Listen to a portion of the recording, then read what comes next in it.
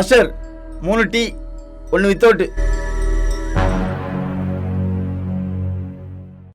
அடையப்பா, அது வடையப்பா. தெரியுதுப்பா. அது oil item, நீ சாப்பிடக்கூடாது.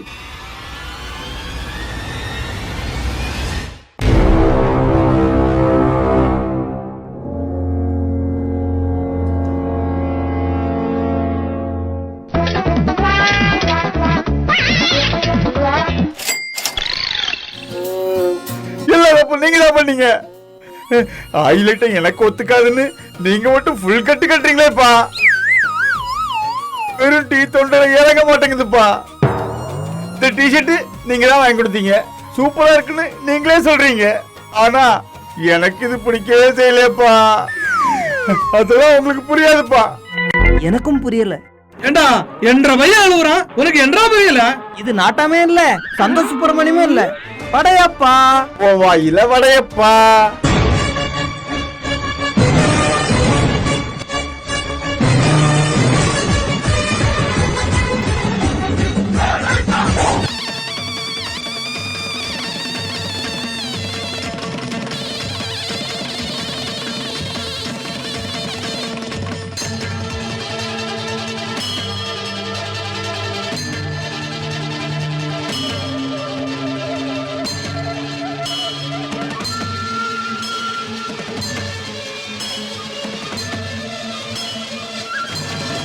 அடையப்பா, தாம்பாளத்துல என்ன கயிறு?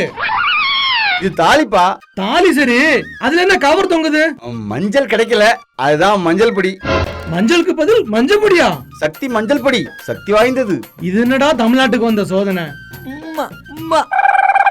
இந்த ஊர்ல எந்த கல்யாணம் நடந்தாலும் இந்த படையப்பா கோயில் முன்னாடி நின்னு 2 பேருக்கும் சம்மதம் தெரிவிச்சா மட்டும்தான் கல்யாணம். அது போல ஒருத்தனுக்கு ஒருத்தி தான், அதான் நம்ம பண்பாடு.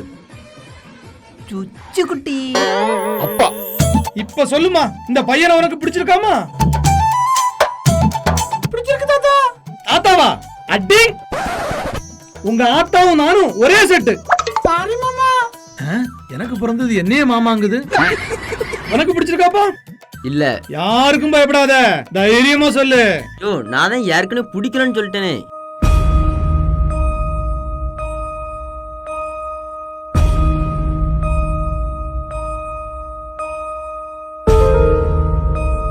உனக்கு வேற யாரதான் பிடிச்சிருக்கு? எனக்கு உங்க பையன் படையப்பனை தான் பிடிச்சிருக்கு.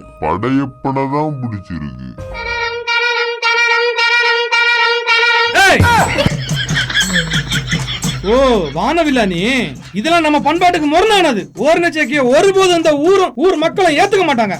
தம்பி கடத்த தர. இவருக்கு நம்மகிட்ட எதுவும் சொல்லாம இருக்கவே முடியாது. மாடு மாதிரி பையனை பத்தி வச்சிருக்கான், அவனை ஏதாவது சொல்ல வேண்டியதானே?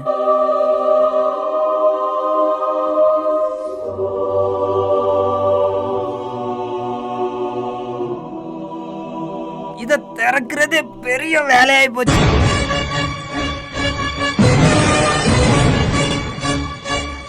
வாங்கண்ணே.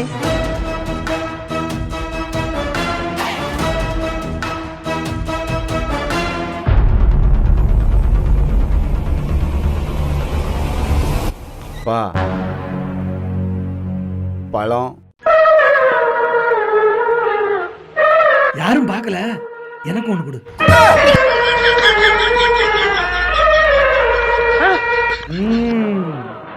யோ, இதெல்லாம் ஒரு பொழப்பா?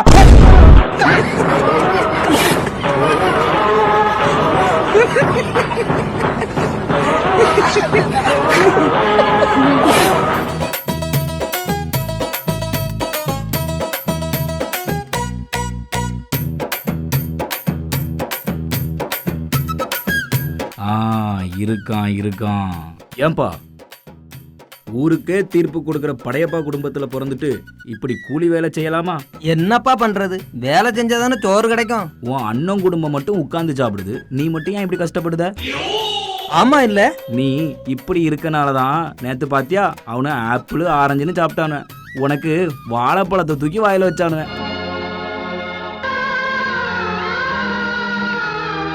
இதுக்கு என்னதான் வழி? உங்க அண்ணன் ஊரை சுத்தி நிறைய சொத்து ஆட்டையை போட்டு வச்சிருக்கான், அதுல உனக்கும் சரி பாதி பங்கு உண்டு. சரிப்பா, பாத்துக்கா, நான் சொல்லதான் முடியும். நான் வாரேன்னா அப்பாடா நிம்மதியா இருக்கு.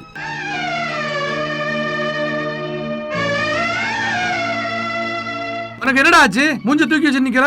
என்கிட்ட காசு இருந்தா தானே என் பசங்க கல்யாணத்துக்கு 4 பேர் வருவாங்க. காசு இல்லைன்னா கருமாதி கூட ஒருத்தன வரமாட்டான். இப்போ உங்க பையனுக்கு கல்யாணம் பண்ணணுமா இல்ல கருமாதி பண்ணணுமா? நான் அப்படி சொல்லல. பின்ன எப்படி? எல்லா சொத்தையும் நீங்களே அனுபவிச்சா எப்படி? எனக்கும் பாதி பிரிச்சு கொடுங்க. என்ன 4 பேர் மதிப்பாங்க. நிறுத்துடா.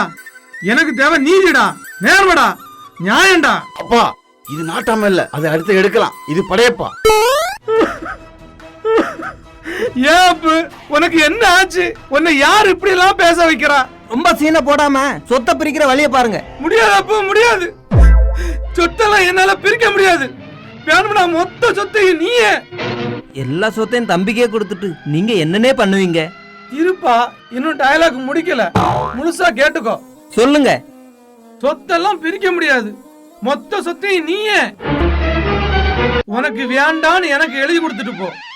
அப்போ நான் திருவோட ஏந்தி தெருவோடு போங்க. உன்னை கோர்ட்ல பாத்துக்கிறேன். நீ எங்க போனாலும் உனக்கு சொத்தே கிடையாது. ஏன்? நீ என் தம்பியே கிடையாதுடா. எங்க அப்பனோட செட்டப்புக்கு பிறந்தவன் தான்டா நீ. இந்த ஊர்ல எந்த கல்யாணம் நடந்தாலும் இந்த படையப்பா கோயில் முன்னாடி நின்னு 2 பேருக்கும் சம்மதம் தெரிவிச்சா மட்டும்தான் கல்யாணம். அது போல ஒருத்தனுக்கு ஒருத்தி தான். அதான் நம்ம பண்பாடு. அப்போ படையப்பன் கோயில்ல ஒருத்தனுக்கு ஒருத்தின்னும் பிடிச்சிருந்தாதான் கல்யாணம். இந்த உபதேசம் மண்ணங்கட்டியெல்லாம் ஊருக்கு மட்டும்தானா? உங்க அப்பனுக்கு இல்லையோ?